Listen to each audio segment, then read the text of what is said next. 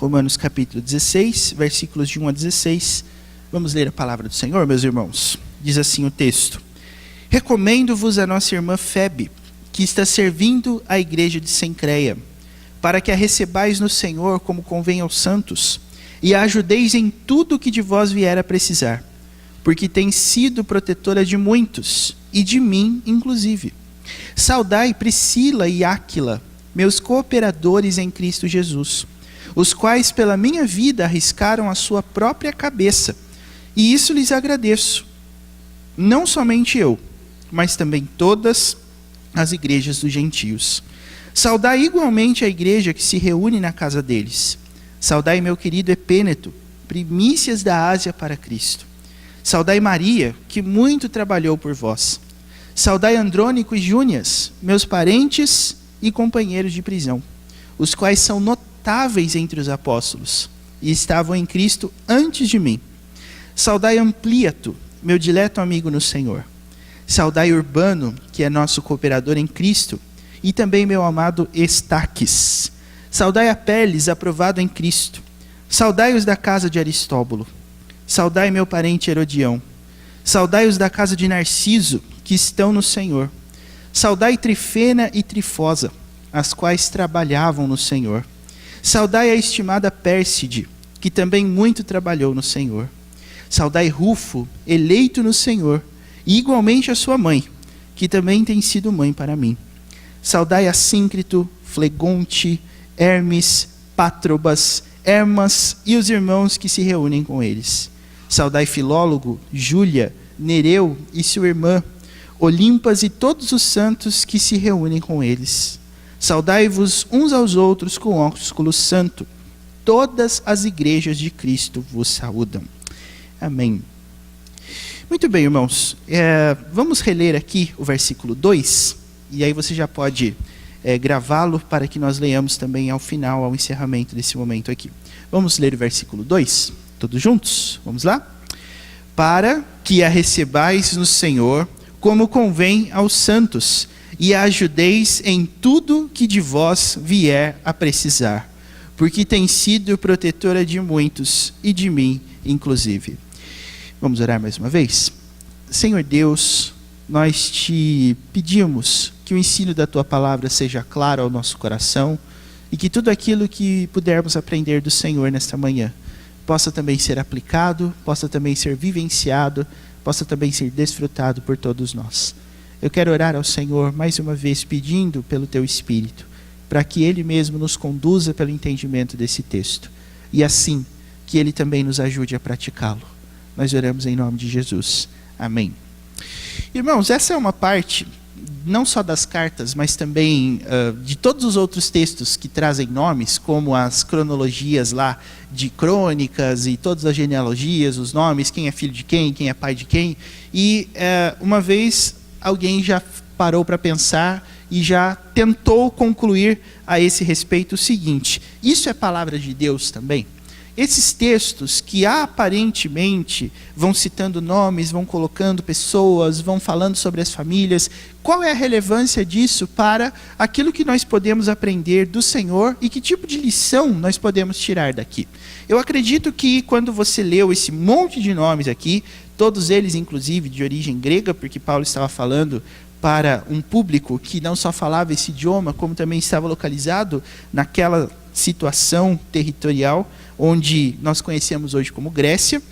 O que tudo isso, todos esses nomes aqui colocados, podem nos ensinar e podem fazer diferença na nossa vida? De que forma quando nós lemos o que está aqui?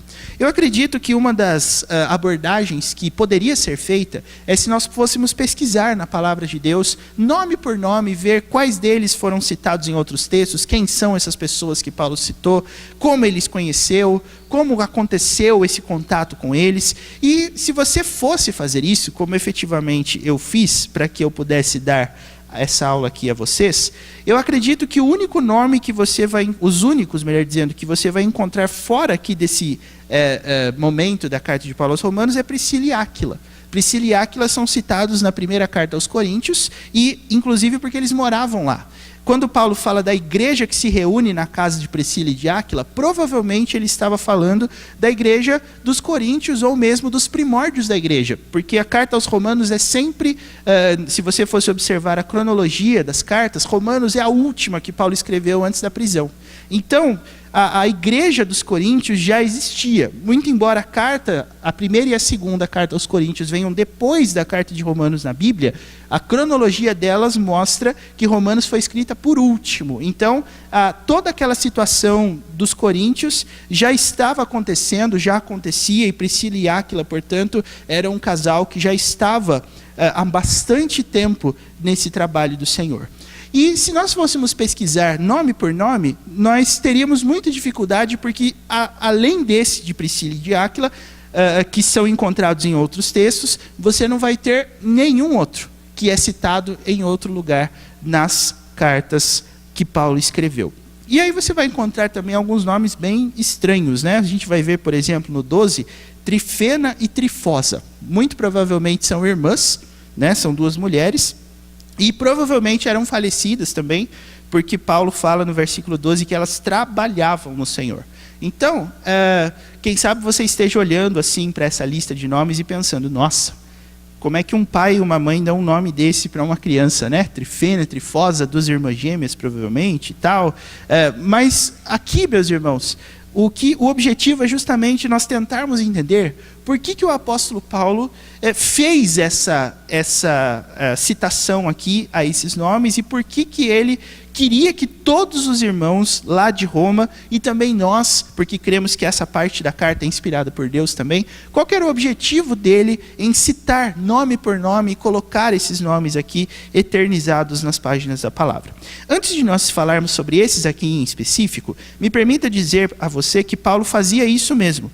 Todo o último capítulo de qualquer carta que ele escrevia tinha citações nominais de pessoas que ele queria agradecer ou queria destacar de alguma forma. Então, apenas a título de exemplo, meus irmãos, vá lá para a primeira carta aos Coríntios, capítulo 16 também, e aí você vai encontrar muitas citações, não tão abundantes como essas de Romanos, mas você também vai ver bastantes nomes que estão aqui. Coloque lá a sua Bíblia, abra a sua Bíblia, primeira carta aos Coríntios 16, e vocês viram que esses nomes de Romanos são difíceis de serem lidos, né?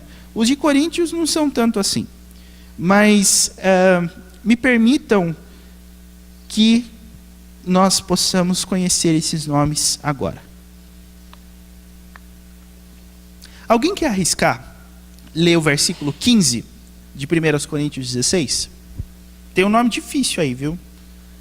Quem quer arriscar?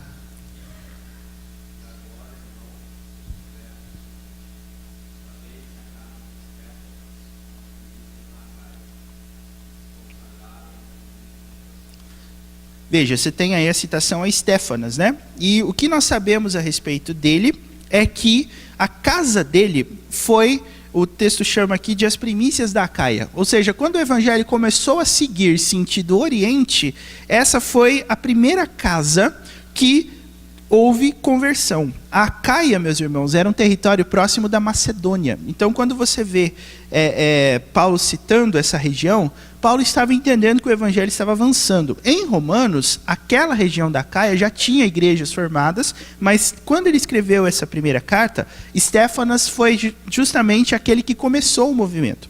Agora, a leitura desses versículos seguintes vão mostrar que Paulo também se dirigia a esses irmãos com alguns elementos em comum em relação ao que nós podemos encontrar em Romanos. Então, Paulo, já que você começou, eu vou pedir que você termine, por favor, a leitura até o versículo 24, por gentileza.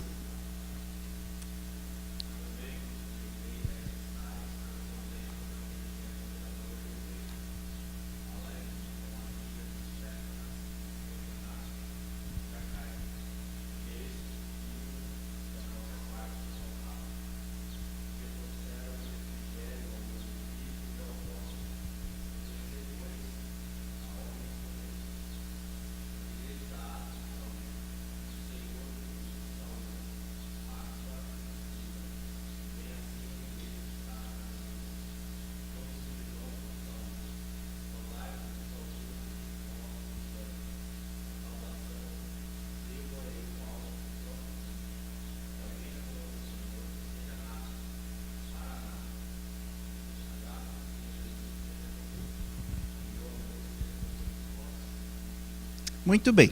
Aí estão Priscila e Áquila, meus irmãos. Eu citei a vocês, eles estão aí. 1 aos Coríntios 16, 19. E Paulo, inclusive, diz a mesma coisa, né? Priscila e Áquila e a igreja que está na casa deles. Deu para perceber bem o que Paulo estava querendo dizer aqui. Pois bem, uma leitura como essa que nós fizemos, pelo menos à primeira vista, o que nós podemos identificar entre aquilo que Paulo faz em Romanos, citando nome por nome, e aquilo que Paulo faz em 1 Coríntios? Os irmãos notaram alguma semelhança? Além do nome de Priscila e Áquila, né? Que é uma semelhança mais óbvia. Mas o que nós podemos notar que Paulo está fazendo aqui? Dá para notar alguma coisa em comum? Que tem nas duas? De Romanos e de 1 Coríntios?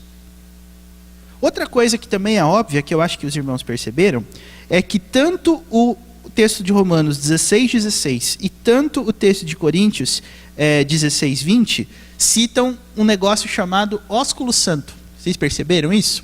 Eu vou tentar falar um pouquinho sobre isso, depois eu entendo que é um ponto secundário do texto, mas já que está aqui a gente vai tentar explicar. Mas essa também é uma outra semelhança, né? Paulo gostava de fazer com que os irmãos que ele citava se cumprimentassem lá com o tal ósculo santo. Inclusive tem umas teorias, meus irmãos, eu não sei se vocês já viram quando as pessoas tentam explicar o que é isso, mas existem alguns estudiosos que afirmam que o ósculo santo era um selinho dado na boca, assim. Eu ouvi isso pela primeira vez de um tal sociólogo cujo nome eu esqueci, para a sorte dele, e eu tenho, ele estava falando sobre isso, ele falava assim, irmãos, porque eu não entendo por que as igrejas de hoje falam tão mal da homossexualidade, se o ósculo santo era uma prática comum de todas as igrejas, a Bíblia fala disso, e o ósculo santo era quando os irmãos se viam, homem com homem, homem, mulher, mulher, mulher, eles davam um beijinho assim, um selinho na boca um do outro. Eu não sei de onde que ele tirou isso, não sei como que ele faz para sustentar essa conclusão, mas era uma das coisas que os sociólogos aí, que gostam de colocar lenha nessa fogueira, falam, que o ósculo santo era dado na boca. Não é verdade, viu? Não sei se você já ouviu isso de algum lugar, não sei se você já ouviu alguém falando isso, mas não é verdade. A gente vai falar um pouquinho mais sobre isso. Bom, além do nome de Priscila e Áquila, além da citação desse ósculo santo aí, o que você pode notar de comum entre esse momento em que Paulo agradece nominalmente pessoas, tanto em Romanos quanto em Coríntios? O que dá para a gente perceber?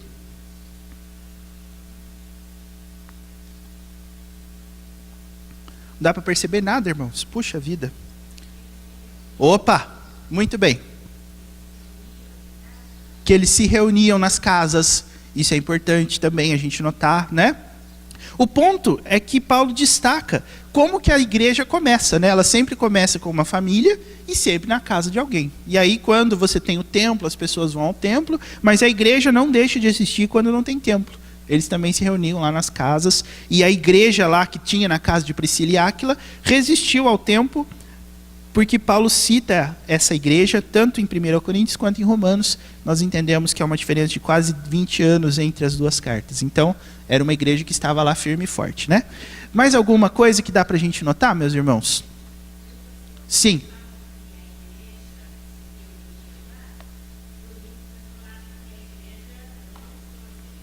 Aham.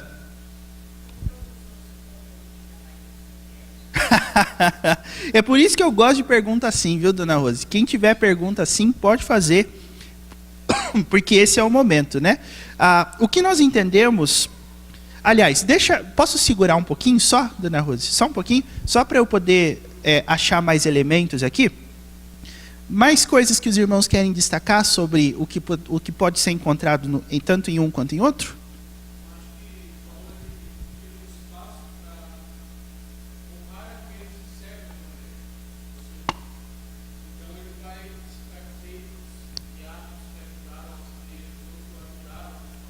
Uhum.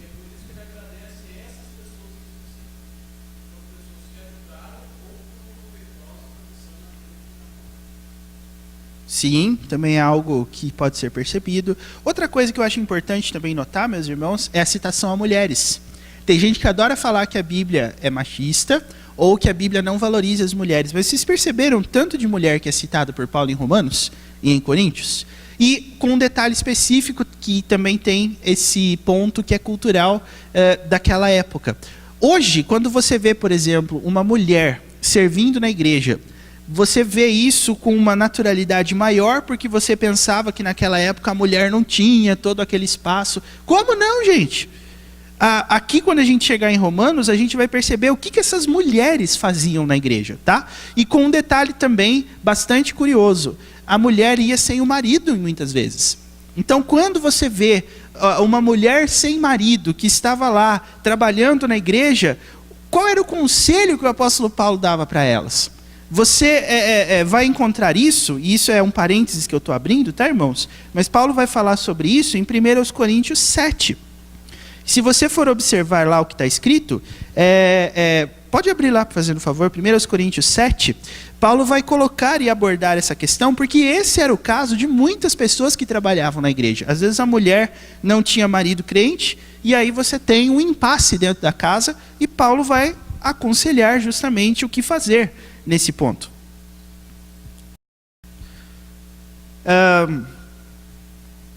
Cadê? 7:12.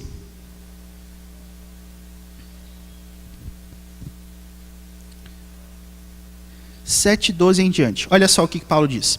Aos mais digo eu, não Senhor. Se algum irmão tem mulher incrédula, e esta consente em morar com ele, não a abandone. E a mulher que tem marido incrédulo, e este consente em viver com ela, não deixe o marido. Porque o marido incrédulo é santificado no convívio da esposa, e a esposa incrédula é santificada no convívio do marido crente. Doutra sorte, os vossos filhos seriam impuros, porém agora são santos. Mas se o descrente quiser apartar-se, que se aparte. Em tais casos não fica sujeito à servidão, nem o irmão, nem a irmã. Deus vos tem chamado à paz. Pois como sabes, ó mulher, se salvarás teu marido? Ou como sabes, ó marido, se salvarás tua mulher? Por isso que eu disse que eu ia abrir um parênteses. Não era a minha intenção falar sobre isso, assim, no maior tempo da aula, mas é importante, meus irmãos, nós percebemos que conselhos que o apóstolo Paulo dá em situações assim. E aqui já é necessário, de largada, de primeira, dizer em qual contexto de uma parte crente e uma parte descrente Paulo está falando. Paulo não está falando de julgo desigual aqui. Paulo não está falando de alguém que é crente escolher se casar com alguém descrente. Não. Paulo está falando de um caso onde você tem 2 descrentes que se casaram e um deles se converte. E aí o que se converteu começa a servir ao Senhor, começa a procurar o convívio, mas ele não tem a parte que o acompanha junto. O que fazer nesses casos? É por isso, irmãos, que Paulo está cogitando aqui que o descrente vai querer se separar. Eu acredito que hoje em dia esse não é o problema, justamente porque o que acontece na esmagadora maioria dos casos que nós percebemos dentro da casa de Deus é que os crentes se casam com os descrentes por iniciativa própria.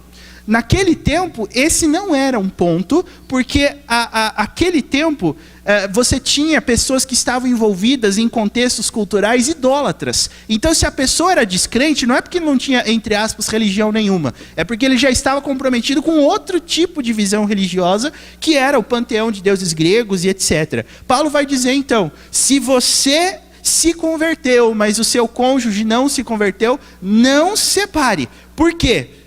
Argumento do versículo 14. O marido incrédulo é santificado no convívio da esposa, e a esposa incrédula é santificada no convívio do marido crente. Quer dizer que a minha salvação faz a outra parte crente? Não. Mas o sentido dessa santificação, meus irmãos, são os descendentes. E eu digo a você que, no dia que eu descobri isso, eu estava numa aula lá no seminário, professor reverendo Leandro Lima, que é das mentes mais brilhantes da IPB hoje, atualmente, explicou esse caso, porque eu tinha uma dúvida na cabeça.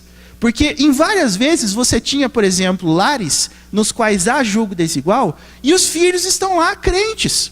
E os filhos são pessoas firmes, às vezes um deles até resolve ser pastor, ser missionário, o pai é crente, a mãe não é, ou a mãe é crente, o pai não é, e eu tinha dúvida disso. Como é que isso dá certo? Como é que isso acontece? Como é que Deus honra isso? E a explicação que foi dada, meus irmãos, com a qual concordo, inclusive, é essa do versículo 14 aqui. A santificação do marido por parte da esposa crente, ou o contrário, essa santificação é vista nos filhos, ou seja, Deus honra a parte fiel a ele. Então, se você está vivendo num relacionamento assim, mas os seus filhos servem ao Senhor, é porque Deus manifestou a sua fidelidade à parte que é fiel a Ele. Então Ele está te dando uma descendência crente por causa de você, porque Deus é fiel para com você. Então esse é o sentido do 14 aqui, tá certo? Aí Paulo vai falar, no 15 e no 16, o seguinte: se o descrente quer se separar por causa disso, aí ele diz, então vai. Nesse ponto, não tem obrigação nenhuma a pessoa que é a parte que se deixa. Isso, na nossa confissão de fé, é chamado, por exemplo, de deserção obstinada. É quando a parte que é descrente a abandona. Esse tipo de caso é legítimo, a pessoa que está dentro desse caso não tem nenhum tipo de pecado, pode se casar novamente. E aí Paulo diz no 16, e é exatamente essa coisa que Paulo diz aqui que eu acho interessante notar. Olha o 16. Como sabes, ó mulher, se salvarás teu marido? Ou como sabes, ó marido, se salvarás tua mulher? Paulo vai dizer, não existe certeza. É por isso que julgo desigual é uma coisa tão... não somente desaconselhável, mas é algo que você deve evitar. Porque não há essa certeza. Então, você deve olhar o casamento de uma forma muito mais ampla do que simplesmente apaixonar-se e aí casar com quem está apaixonado. Você deve olhar isso como o futuro de toda uma posteridade, se essas gerações que vão vir depois servirão ao Senhor ou não. É isso que... Pois não. Opa, a senhora está...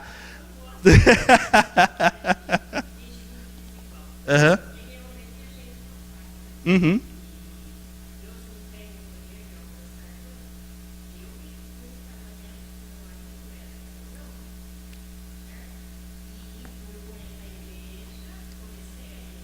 Uhum. Uhum.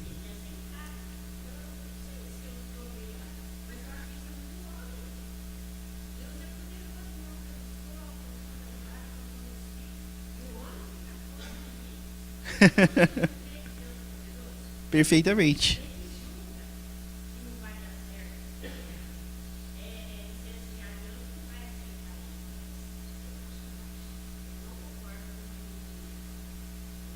Aham.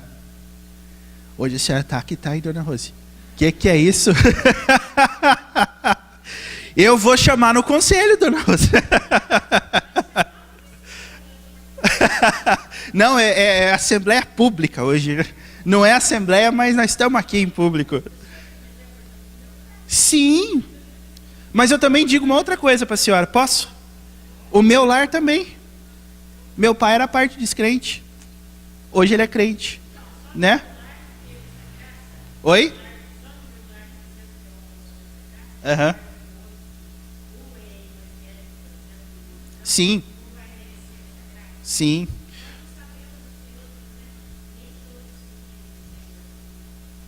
Perfeito, perfeito, perfeito, perfeito. Eu abri um parênteses e eu sabia que isso podia acontecer, mas já que nós estamos aqui, nós vamos embora. Dona Esther, a senhora levantou a mão, pode falar.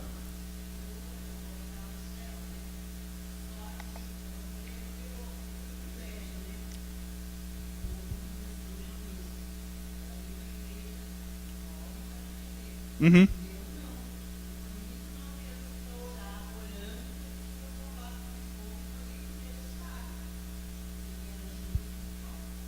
Opa, tá vendo só? Uhum. Uhum. Um Stefanas.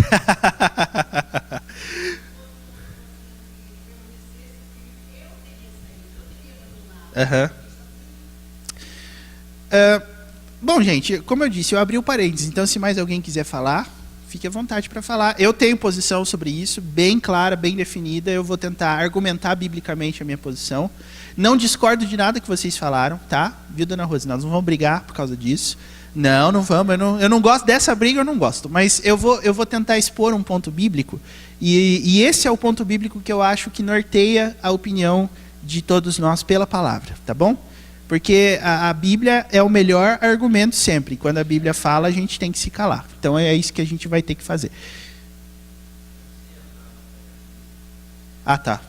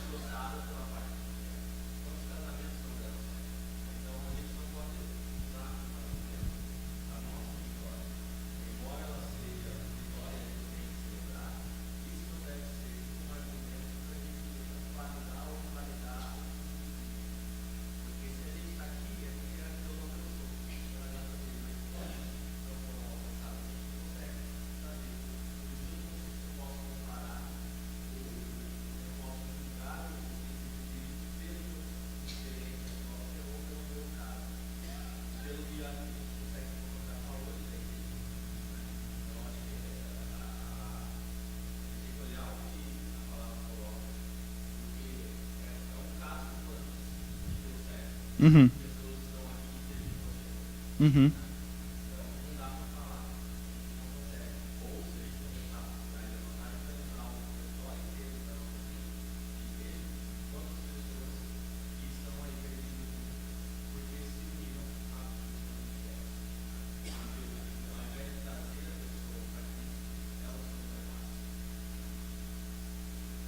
Muito bem. Mais alguma coisa sobre isso, irmãos? Você é do PP, Partido do Paulo. Tem o PR, que é o partido da Dona Rose, né? Vamos ver aqui. Tá certo. Uhum. Pode.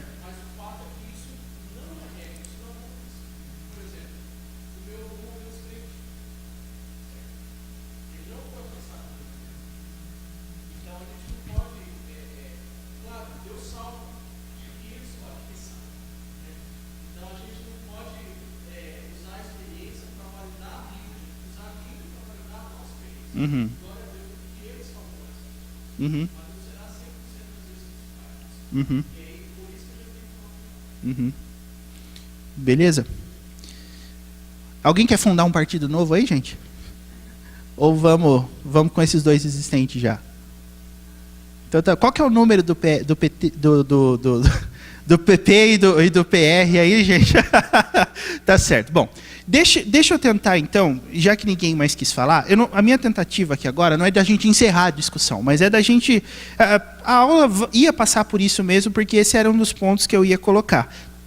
Vocês perceberam, meus irmãos, que o único casal que é citado por Paulo em Romanos é Priscila e Áquila, né? Todos os outros são homens ou mulheres. Por quê? Porque muito provavelmente, isso é uma coisa que eu seria talvez muito pretensioso em poder afirmar isso com 100% de certeza, mas muito provavelmente se tratam de casos assim. Que você tinha lá um bando de gente descrente, o evangelho chegou ali, mas ele alcançou uma parte apenas da família e outra não. E a parte alcançada era uma parte que trabalhava e tal. Porque Paulo vai citar isso de uma forma que nos permite chegar a essa conclusão. Então, qual é a questão envolvendo o julgo desigual aqui? Meus irmãos, o casamento é uma circunstância diferente de relacionamento bíblico. Por quê? Porque para que um casal se forme, nós temos um princípio que é o mesmo princípio da igreja e o mesmo princípio da Trindade. 2 se tornando 1. E aí eu digo a você, 2 se tornando 1 implica necessariamente em uma mentalidade que vai prevalecer sobre a outra. Não tem 2, não tem 3, não tem 4. É uma só carne. Isso significa que dentro do relacionamento de casamento, nós temos uma mentalidade que prevalece. E essa é a questão. Qual é a mentalidade que vai prevalecer entre o crente e o descrente? Se a Bíblia fosse responder a essa pergunta, de forma bem clara, eu acredito que 7,16 de 1 aos Coríntios responde essa pergunta. E a pergunta que é respondida com outra pergunta, curiosamente. E é essa pergunta que eu quero deixar aqui para vocês. Qual é o problema do julgo desigual? O problema do julgo desigual é o que Paulo pergunta em 1 Coríntios 7,16. Como sabes, ó mulher, se salvarás teu marido? Essa é a pergunta. Então, por que o julgo desigual é algo que nós devemos evitar? Porque não há garantia. Deus pode? Pode. Tanto é que ele salvou. Mas eu também me arrisco aqui nessa manhã a perguntar o seguinte: todos aqui que estão casados com parte descrente já experimentaram a conversão do cônjuge? E não há uma garantia de 100% de que isso vai acontecer. Então que isso não aconteça por escolha nossa. Não vale a pena esse risco. Deus pode ter misericórdia? Pode. Mas Paulo deixa muito claro aqui no versículo 16 que ele pode não ter. Então, é um risco. Quem se propõe... E aqui, muito embora eu não deseje encerrar a discussão de uma forma grosseira, mas nisso aqui, eu espero que todos nós, todos os partidos aqui presentes concordem. Vocês concordam que o julgo desigual é um risco? Vocês concordam? Então eu acho que isso... Você tem uma grande dificuldade nessa questão, porque todas as vezes que nós tratamos de fé, nós às vezes temos a fé como algo que é tão nosso e é tão inato que ninguém discute. É por isso que eu tenho feito muito esforço em poder questionar esses pilares assim fundamentais dessa opinião. A fé de cada um é mesmo? Nós temos que compará-la com a Bíblia para ver se é fé. Então a gente precisa ter muita, mas muita convicção. Até porque, irmãos, se você fosse usar a definição mais primária de fé, que é a de Hebreus 11, o que diz lá? Que fé é a certeza. Ou seja, em todas as questões que não houver certeza, também não envolve fé. A fé não pode existir num contexto de incerteza, porque a fé é uma certeza. A fé é o que motiva você a dizer assim: eu tenho certeza que Deus vai fazer isso aqui. Por exemplo, o crente pode dizer: eu tenho certeza, que foi o que foi perguntado semana passada, eu tenho certeza que Deus vai sustentar a minha vida. Isso é fé, porque a Bíblia diz que isso vai acontecer. Eu tenho certeza que Deus vai sustentar a minha salvação até o dia final. É certeza, é Bíblia. Eu tenho certeza que Deus me acompanha, que Deus está comigo, que Deus me ama. É certeza orientada pela Bíblia. Agora, essa certeza aqui, a gente não tem. Então, eu acho que se a gente fosse tentar sintetizar essa discussão em uma pergunta, eu fico com a pergunta de 1 Coríntios 7,16. É um risco. Então, na minha posição, sempre oriento a você rever essa questão. Vale a pena arriscar? Vale a pena arriscar? O casamento é diferente da amizade, meus irmãos, por causa dessa coisa de uma só carne, um só pensamento. Então nós não estamos falando de uma opinião qualquer, onde você fala assim: eu vou orar por um amigo que tá perdido e que Deus dê vida para ele. Casamento é outra coisa. Casamento é um nível de comunhão, de intimidade, de relacionamento diferente, biblicamente falando. Com a amizade a gente não tem uma só carne, mas com o casamento a gente tem. Então ela é diferente. É por isso que eu creio que não vale a pena arriscar. Nisso, os partidos concordam? É isso. Ótimo, que bom.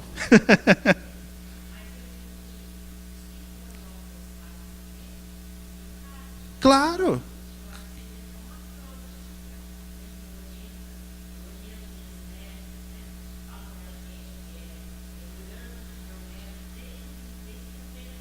Uhum.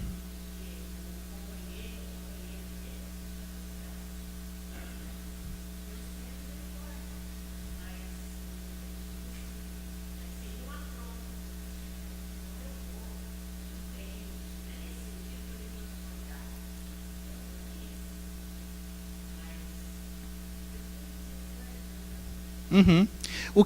E isso é claro, lógico, e também sem afronta, eu digo o seguinte: eu creio que Deus pode salvar, eu creio que Deus pode, até porque nós temos esses casos aqui, os irmãos já se manifestaram, Deus salvou meu companheiro, minha companheira, aleluia, glória a Deus, mas isso é um risco que se corre, isso não é garantido.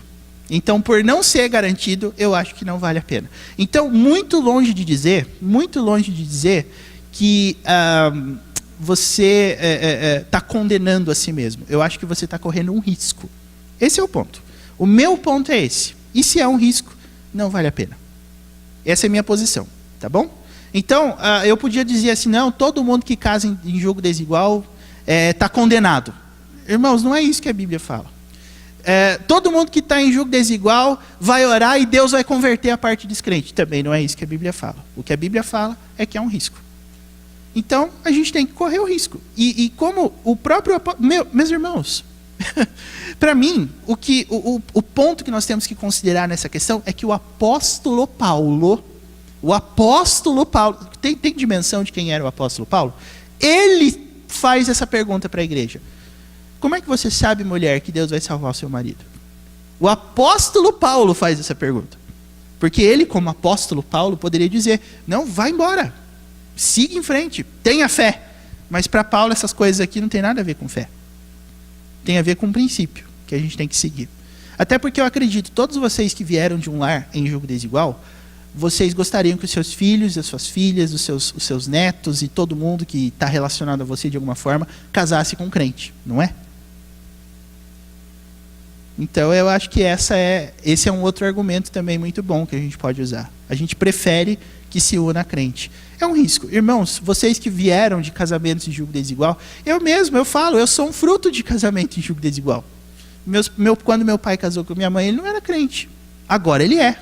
30 anos depois, mas minha mãe sabia que ela estava correndo um risco. E eu falo isso aqui abertamente para vocês, porque isso é uma coisa que está muito clara, minha mãe conversa sobre isso numa boa aqui com vocês, e com quem mais que vier precisar. Minha mãe aconselha também os mais novos e as mais novas a esse ponto. E minha mãe sempre me disse que a geração de mocidade dela foi uma geração que estatisticamente casou mal. Porque a grande maioria das meninas casou com gente descrente. E nem todas têm o privilégio de terem criado os filhos na igreja e assim por diante. Então, se você fosse pegar a amostragem, você também veria que ela está muito mais para não fazer do que para fazer. Então, eu acredito que nesse sentido, irmãos, a luta que esses irmãos aqui que Paulo citou, principalmente aqueles que não são casais, né? Além de Priscila e Áquila. Até, irmãos, uma outra coisa interessante aqui. Por que você acha que Priscila e Áquila podiam ter igreja na casa deles?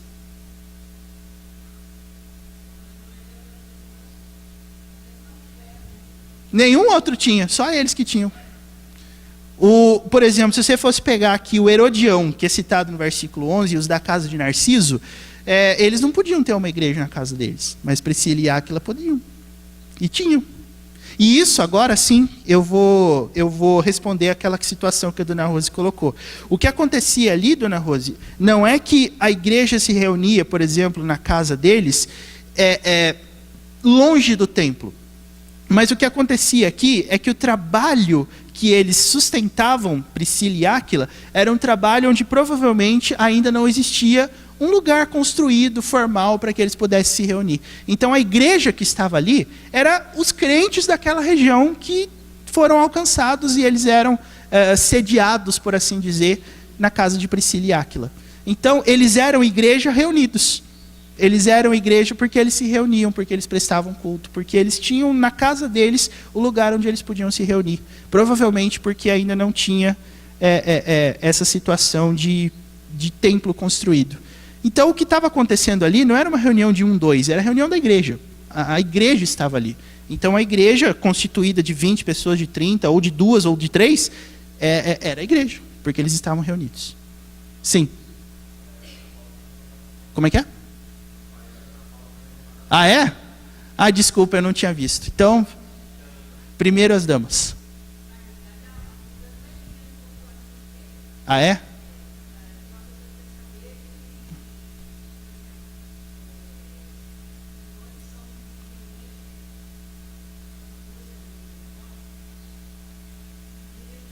Eu vou pegar esse miserável, cara. Quero que está fazendo essa pergunta aí. Não, eu vou conversar com ele depois. Ele não quer se identificar mesmo? Então, se ele se identificar, eu vou vir ele aqui, vem conversar, vem perguntar aqui para mim. Não, mas a questão é a seguinte.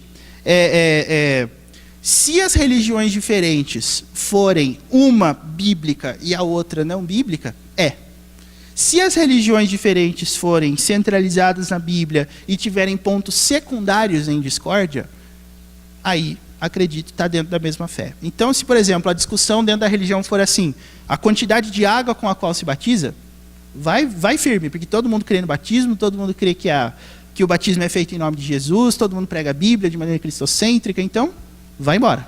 Mas se for, por exemplo, uma religião que não tem base bíblica, não se sustenta biblicamente, não crê em Jesus Cristo, não crê na salvação, não crê na vida eterna, não crê na condenação, não crê na Trindade, que são os elementos básicos da fé cristã, aí é. Então, a senhora fale para essa pessoa, por favor. Tá bom? Espera aí só um pouquinho, Gilberto. O Rafael vai falar agora. Diga, doutor.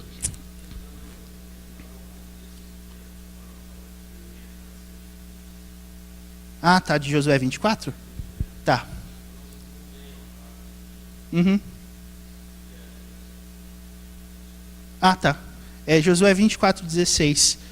E é Josué dizendo, a gente vai entrar numa terra estranha, e tem outros deuses lá, só que eu e a minha casa serviremos ao Senhor. Sim, Gilberto.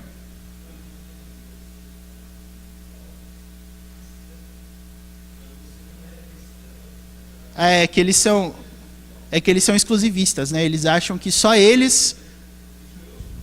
Não, mas é isso mesmo, eles falam mesmo.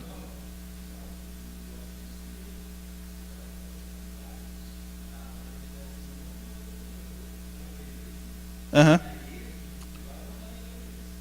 É porque eles creem na salvação exclusivista, né? Eles creem que só eles têm a salvação. E aí tem um argumento histórico. Eles são irmãos, nós somos primos, né? Como se fosse assim. Mas é que você tem que perguntar para eles assim. Inclusive, meus irmãos, a congregação cristã surgiu por causa de um presbiteriano. E a igreja mórmon surgiu por causa de um presbiteriano. E vocês entenderam o negócio? O cara sai e aí ele funda outra igreja. Que coisa triste. Mas o ponto da congregação cristã é que, se eu não me engano, é 1920 ou 1940 que surgiu. Então, até 31 de dezembro de 1939, toda pessoa que era salva ficava flutuando assim. Aonde que eu vou? Será que eu estou no céu? Será que eu estou no inferno? Aí veio a congregação cristã. Agora nós vamos para o céu. É meio assim que eles pensam, né? Quem mais levantou a mão, gente? Desculpa. Paulo.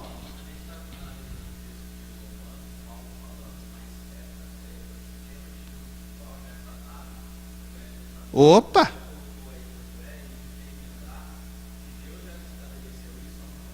Sim, totalmente. Aguarde, culto da noite, Gênesis 6.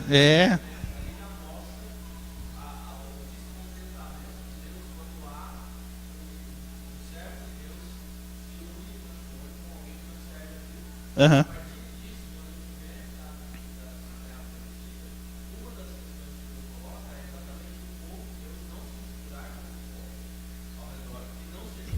Uhum.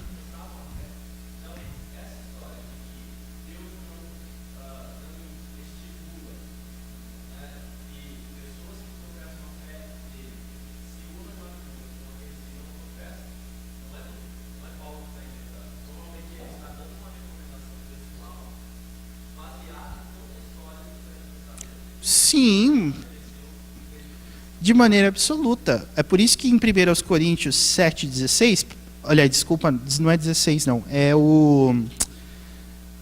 peraí só um pouquinho, irmãos. É o 14, né, quando ele fala dos filhos impuros ou não impuros, isso é a linguagem do Antigo Testamento.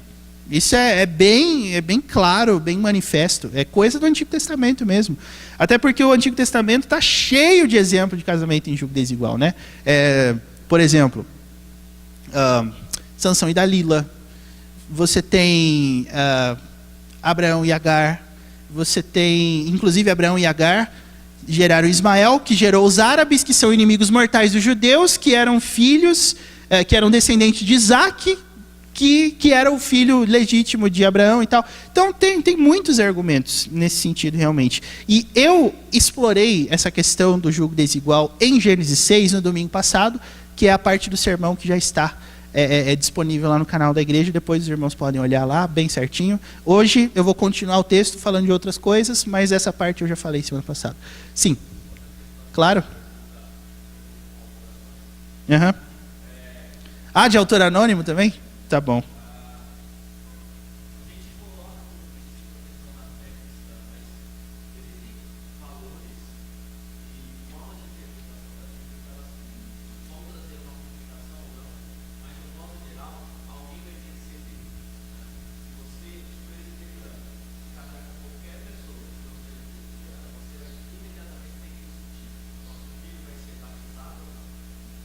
É.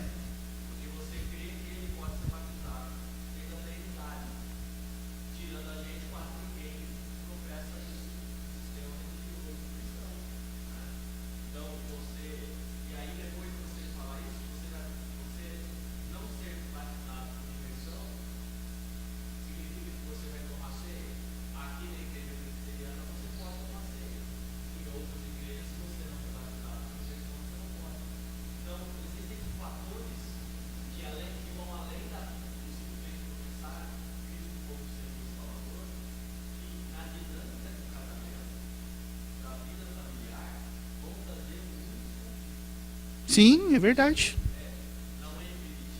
Uhum.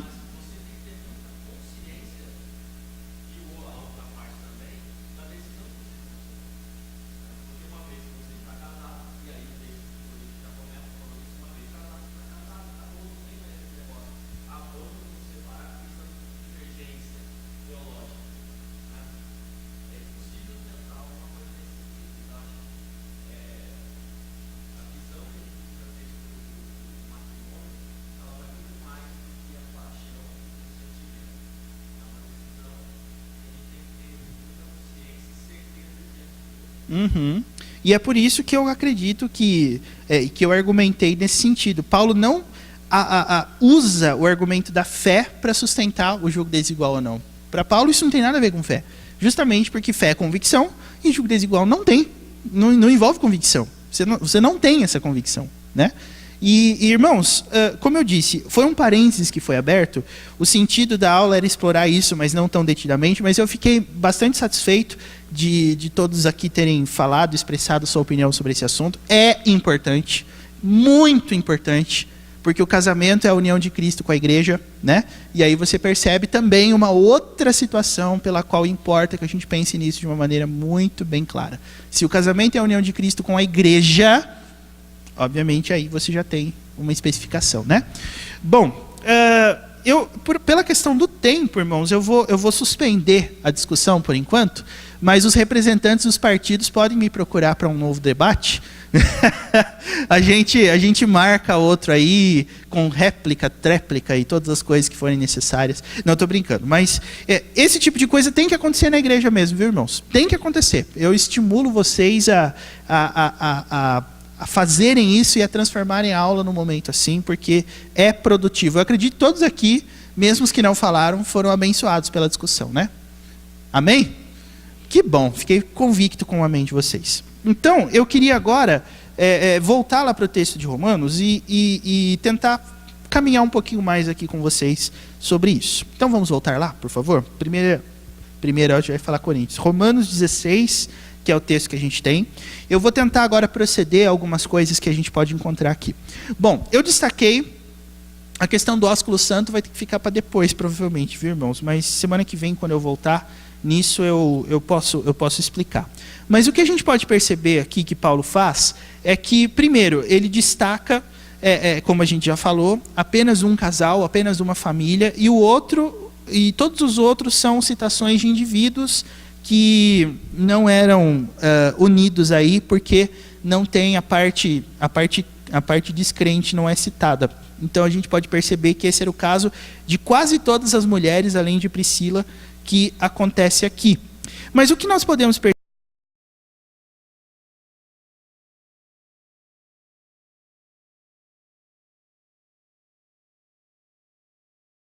perceber, meus irmãos, nesse texto aqui de Romanos 16, é que Paulo tinha uma visão muito ampla do trabalho da igreja. Paulo não reclamava da igreja.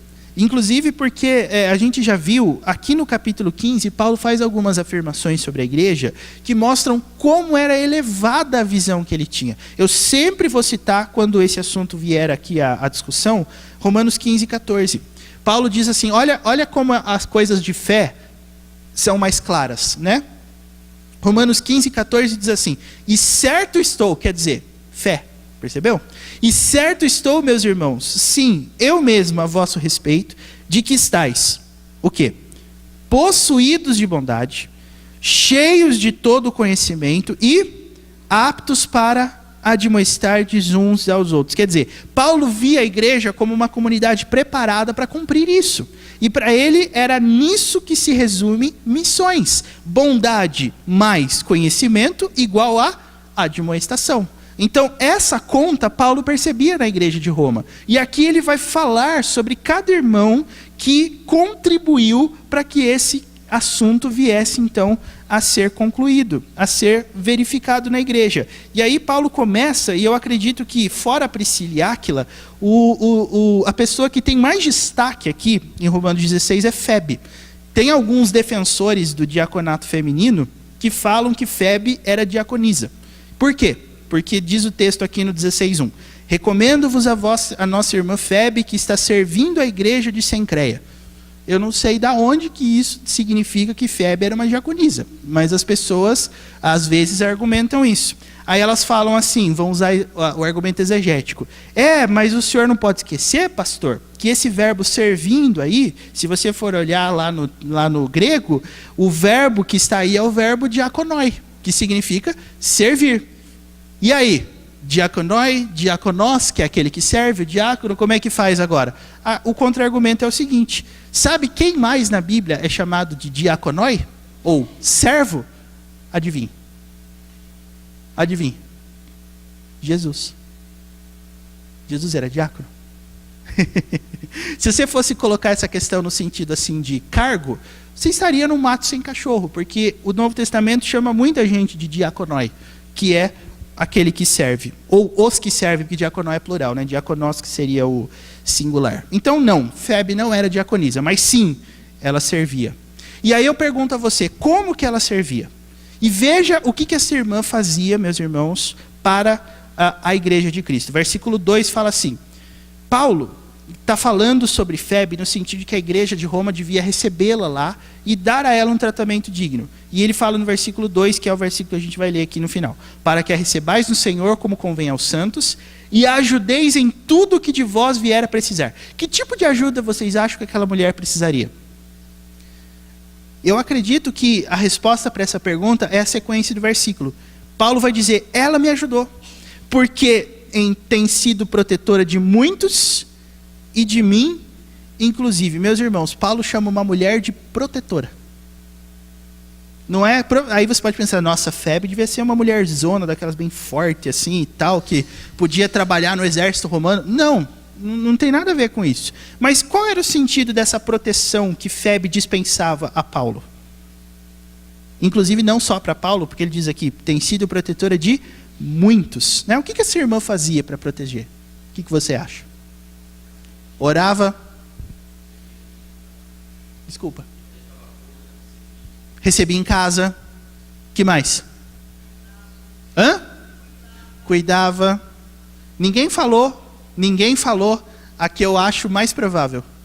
Eu que acho. Todas essas que vocês falaram, está dentro. Mas a mais provável, qual vocês acham que é? Isso mesmo. Ela supria. Paulo diz, ela me ajudou. E interessante, irmãos, que Paulo só vai citar Febe aqui. Então, com certeza, uma vez que o motivo de Paulo ter escrito lá a carta aos Romanos era a intenção que ele tinha de pregar o evangelho na Espanha, que está aí bem expresso em Romanos 15, 24, muito provavelmente as pessoas que estavam patrocinando esse esforço de Paulo, uma delas era Febe. Então, gente, cuida da Febe aí e ajudem ela, porque ela está por trás de tudo isso. Febe provavelmente era uma pessoa que, além de orar, além de cuidar, além de receber em casa, era também uma pessoa que tinha um coração na obra e ela dispensava recurso. Muito provavelmente. Aí você pensa, irmãos, pensem na profundidade cultural que isso aqui tem. Porque hoje você pegar uma mulher que trabalha e que tem o próprio dinheiro e essa mulher dá oferta, perfeitamente possível. Agora pensa naquele tempo. Essa mulher provavelmente tinha um marido descrente. Ela ia tirar dinheiro da onde? Mas ela era uma das patrocinadoras de Paulo. Ora, veja o que a igreja faz. É a igreja que dá esse nível de igualdade, não a sociedade. Se você conceber que na sociedade romana a mulher não tinha papel, e isso de um certo ponto até é verdadeiro, na igreja ela tinha. Porque ela estava lá patrocinando o trabalho, ela. Por isso que Paulo dá um destaque. Aí vão falar que a Bíblia é machista. Eu não aguento isso. Eu não aguento esse negócio. Vão falar que o apóstolo Paulo era machista e não valorizava a mulher. Olha o que ele está falando aqui. A gente tem que abrir o olho nesse sentido. Né? A gente está contaminado com esse discurso. E a gente precisa abrir os olhos. O Paulo está colocando essa mulher num patamar de importância maior do que todas as outras, porque é o primeiro nome que ele cita. Então, não tem esse argumento não existe. Depois ele vai entrar aqui nas coisas mais, vamos dizer assim, nas citações mais objetivas, mas vamos notar, meus irmãos, que esses aqui que foram citados por Paulo participaram de alguns momentos chaves da vida dele. Olha aí, por exemplo, Priscila e Áquila, versículo 4. O texto diz que eles arriscaram a própria cabeça pela vida dele. Priscila e Áquila. E além disso, você vai ver ali uma outra citação, justamente, que tem a ver com isso também. Versículo 7. Saudai Andrônico e Júnias. Paulo diz que eles são parentes, mas além de parentes, o que eles são? Companheiros de prisão. Quer dizer, Paulo enxergava naqueles irmãos de Roma apoio para ele, mas não somente aquele negócio assim, Paulo, tamo junto, viu? Tamo junto, o que você fizer está bem feito, nós estamos ali, nós estamos na mesma coisa. Não, teve gente que foi para a prisão com ele também. Então, aquela igreja era uma igreja preciosa para Paulo, justamente por causa disso. Aí você vê o versículo 5 também, né? Saudai meu querido Epêneto, primícias da Ásia para Cristo. Quer dizer, quando o evangelho começou a chegar naquela região, Epêneto provavelmente foi o primeiro a se converter e assim por diante. Aí você vê, irmãos, por um homem Deus suscitou toda uma igreja. E por que é interessante? Vocês se lembram que se a gente pegar, obviamente não vai ter exatamente a mesma proporção geográfica, mas Ásia é uma região daquele mundo importante no Novo Testamento. Por quê? Vocês se lembram qual texto bíblico torna a Ásia uma região importante para o Evangelho? O que tinha na Ásia? Lembra de Apocalipse? 7 igrejas. Todas essas igrejas começaram através da vida de Epêneto. Versículo 5. Porque foi o primeiro. Começou com ele. Percebeu? Daí você vai ver muitas outras citações e tal, e os irmãos notam Paulo fazendo aqui. Cada um deles recebe uma saudação carinhosa da parte dele. Eu destaco aqui o versículo 13, irmãos. Paulo está falando de Rufo e da mãe dele. E o texto diz assim, que tem sido igualmente mãe para mim. Mais um caso de uma mulher piedosa que não...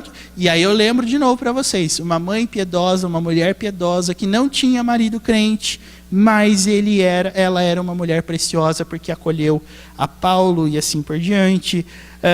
E é isso. O que nós podemos perceber, meus irmãos, é que a visão que Paulo tinha era uma visão tão grande que ele notava na igreja pessoas que podiam se entregar a própria cabeça, arriscar tudo aquilo que eles tinham, porque o evangelho era algo que fazia parte da vida deles. E aí, eu acredito que isso tem muito poder de influência sobre a nossa vida, porque hoje nós estamos aqui lendo essas coisas. Então, eu acredito que nós também podemos, meus irmãos, começar a encontrar o nosso papel aqui nesse meio.